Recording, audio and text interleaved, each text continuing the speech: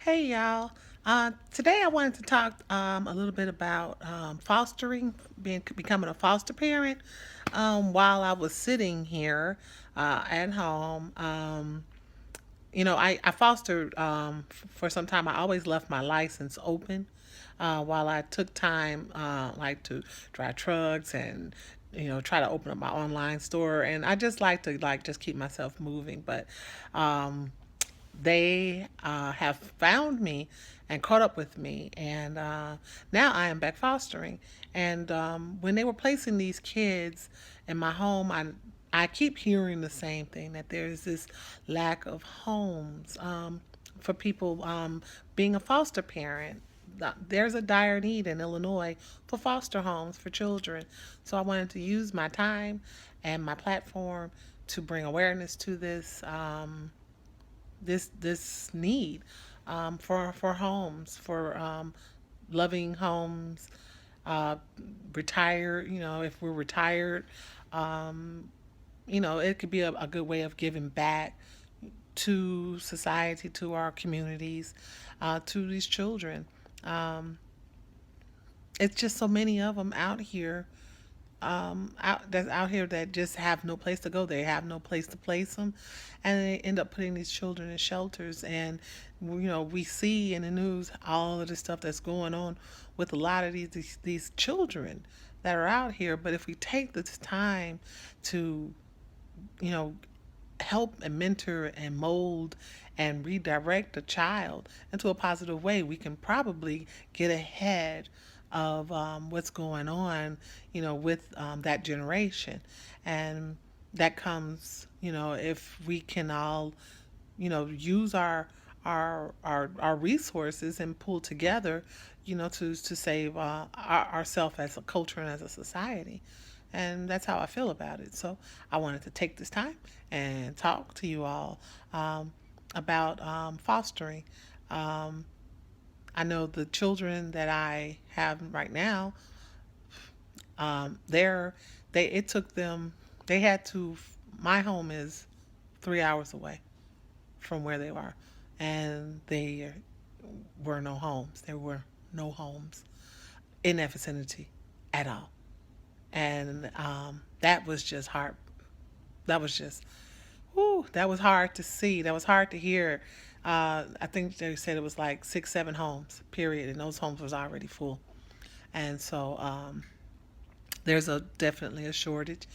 There's definitely a need for um, us to start thinking about others and helping out some of these children that are been put in the middle of bad situations, and show them something different than what it is that they know. Um, I, I, when I started it, it was hard for me. I wasn't trying to, do it in this magnitude. I was a little selfish with the way that I came in. I came in because this was my mom's passion, and my mom has children, and my mom is up in age, and so by her having these kids, I call them my sisters. So by having my sisters this long, we've had them since they were like 6 months, and now they're in their teens, late teens. Well, the oldest ones are in their late teens, and it's I just didn't want to see them, have to be removed from our family if this was the family that they pretty much was raised in. So I called myself just being a support. I didn't want to take kids in. I just wanted to be a support, for my mom's work, so that the kids that she had didn't have to go find another family to live with in the case that like something happened to her or anything like that. Um, but I don't know. I got a call one day, 4 boys, and that was my first kids 10 years ago. And they just went back home to their mom about a year ago, um, which was beautiful. I mean, I'm glad they were happy. The day was going to come, but we wasn't sure when the day was going to happen. And I still have contact. They still Facebook me. They still Instagram. We still Snapchat. They showed me their Halloween costumes and Christmas toys, and they wished me happy birthday and everything. So I'm still, there. They know that they can still reach out to me, because sometimes, they've been with me so long, so they just wanted to make sure that I wasn't going to just like up and leave, just because they went back home with their mom. And it's sort of like you're an extended like godmother. That's how I look at it. Like I'm their godmother, and I'm going to be here, and I'm going to, take care of them and support them and keep them safe and give them love and stability, until things are better for them. And that's the role. That's kind of like how you have to kind of look at it. A lot of they do have adoption. Don't get me wrong. There's a lot of kids out here that need to be adopted. So I need to speak on that too. There are a lot of kids out here that are looking for forever homes too as well. So, if you don't want to do it on a temporary or basis, they have more than a lot more than enough children that are looking for permanency homes.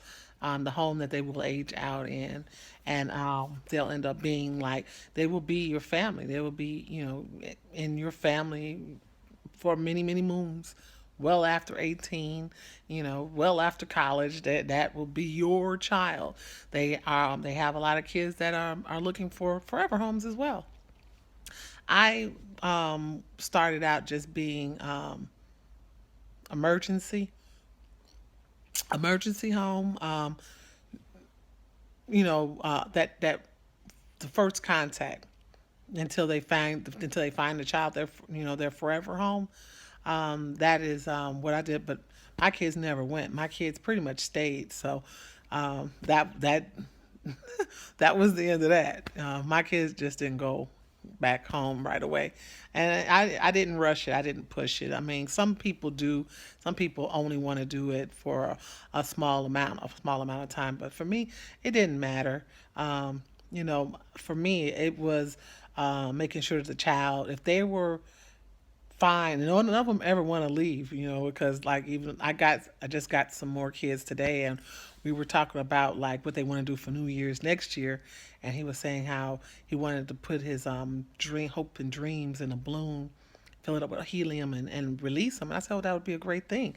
I said maybe next year you'll be home with your family, and you and your siblings, you all can do that together as a family. And then he kind of looked at me and he's like, what, we can't just stay here with you? And I'm like, oh, here we go again.